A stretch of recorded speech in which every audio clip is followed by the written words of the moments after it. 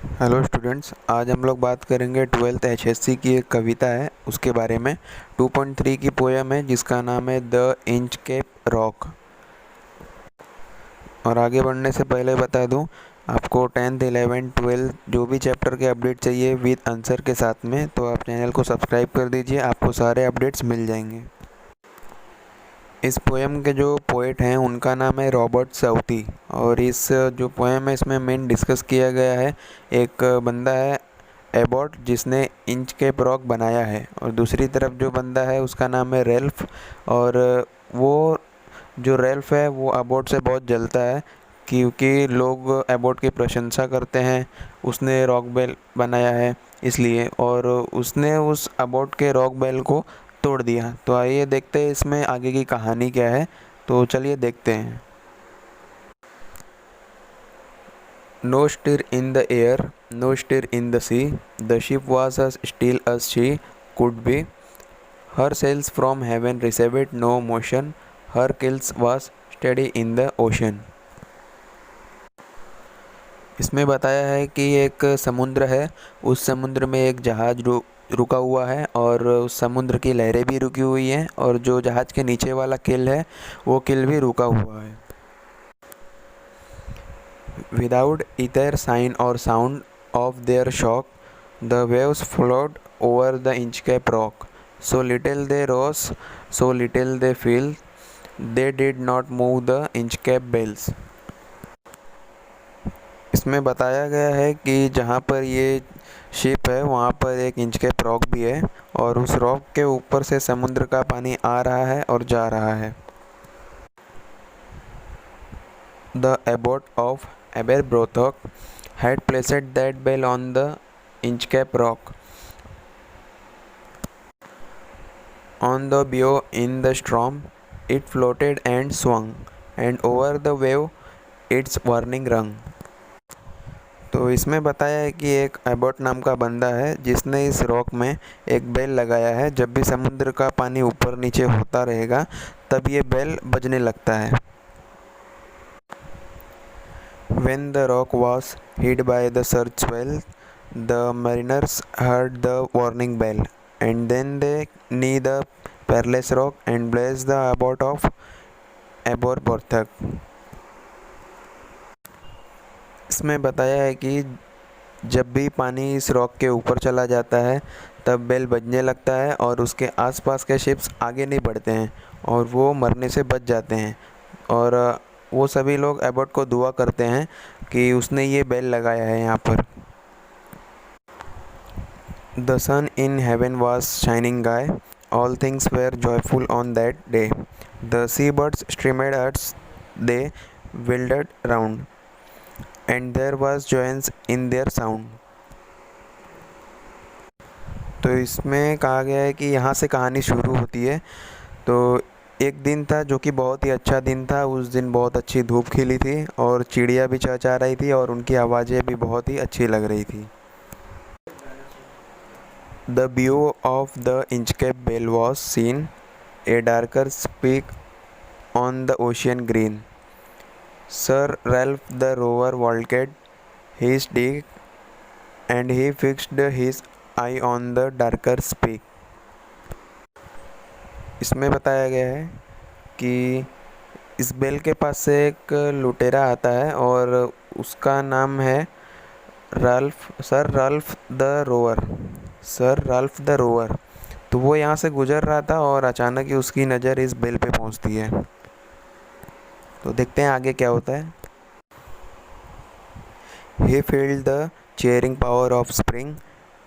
It made him whistle, it made him sing.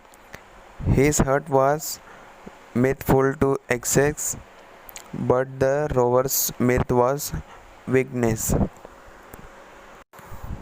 तो इसमें इस रॉक बेल को देखते ही सर रेल्फ जो है बहुत खुश हो जाता है, और वो अलग तरीके से सीटी मारता है, गाने गाने लगता है, और उसका दिल जो है इस बेल को देखकर खुशी से भर जाता है।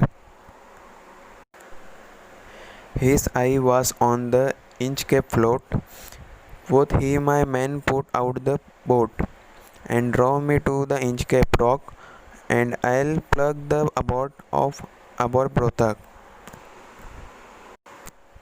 तो इसमें जो लुटेरा है वो अपने टीम मेंबर्स को कहता है कि हमें इस बेल को यहाँ से हटाना है। And next line, the boat is lowered the boatman row and to the inch cap rock they go। Sir Ralph bent over from the boat and he cut the bell from the inch cap float। तो इसमें जो sir Ralph होते हैं वो inch cap rock के पास जाते हैं और अपने जहाज़ से उतरकर उस रॉक बेल को कट कर देते हैं। इसका मतलब ये है कि जो बेल है वो रॉक से अलग हो चुका है। Down sunk the bell with a gurgling sound, the bubbles rose and burst around। Quoth Sir Ralph, the next who comes to the rock won't blaze the abort of Aber Prothak। तो अब ये bell जो है समुद्र में गिर जाता है, बेल से आवाज़ आने लगती है और समुद्र में बबल्स बनने लगते हैं। तो अब सर राल्फ ये कहता है कि अब ये बेल हट चुका है, तो अब अबॉर्ट की प्रशंसा कोई भी नहीं करेगा। तो आगे देखते हैं क्या होता है। Sir Ralph the rower sailed away, the scoured the sea for many a day, and now grown rich with plundered store, he treats his course for Scotland's shores। तो यहाँ पर कहा गया है कि ये लुटेरा बहुत सारे जगहों पर गया है और उसने बहुत सारे जगहों को लूटा भी है और वो अब अमीर बन गया है। So thick a Hagio air spreads the sky, they cannot see the sun on high। The wind had blow a gale all day, at evening it had died away। यहाँ पर इसका मतलब ये बताया जा रहा है कि जो सर रेल्फ है वो अपने मेंबर्स के साथ समुद्र में सफ़र कर रहे थे और उनके मेंबर्स को सूरज नहीं दिख रहा था, मतलब वो अभी किसी अंधकार जगह पे हैं, अंधेरी वातावरण में हैं, वो डार्कनेस में। On the deck the rover take his stand, so dark it is they see no land. Quoth Sir Ralph, it will be lighter soon, for there is the dawn of the rising moon। तो सभी लोगों को अंधेरा लग रहा था, तो उन्हें कहीं भी लैंड नहीं दिख रहा था। तो सर रेल्फ ने कहा, चिंता मत करो, अभी चांद नज़र आ जाएगा तो हम उसकी रोशनी से देख सकेंगे। Canst hear, said one the breakers roar, for methinks we should be near the shore। Now where we are I cannot tell, but I wish I could hear the Inchcape bell। तो Ralph को उसके एक member ने कहा कि ये हम कहाँ आ गए हैं, अगर इंचकेप बेल होता तो हमें कुछ समझ भी आता कि हम अभी कहाँ पर हैं। They hear no sound, the swell is strong, through the wind had fallen they drift along, till the vessel sticks with a shivering shocks। O Christ, it is the Inchcape rock। तो यहाँ पे होता ये है कि सभी members को कुछ भी दिखाई नहीं देता है, तभी तूफ़ान आता है और तेज़ हवा चलती है, उनका जो शिप है वो इंचकेप रॉक से टकरा जाता है और शिप लहरों के अंदर डूब जाती है। Sir Ralph the rover tore his hair, he crushed himself in his despair. The waves rush in every side, the ship is sinking beneath the tide. अब यहाँ पे देखिए सर राल्फ भी जो है दुखी हो जाता है और वो अपने आप को खुद को कोसता है, वो सोचता है कि उसने ऐसा क्यों किया, आखिर उसके साथ ऐसा हो गया। तो लास्ट में देखिए क्या होता है।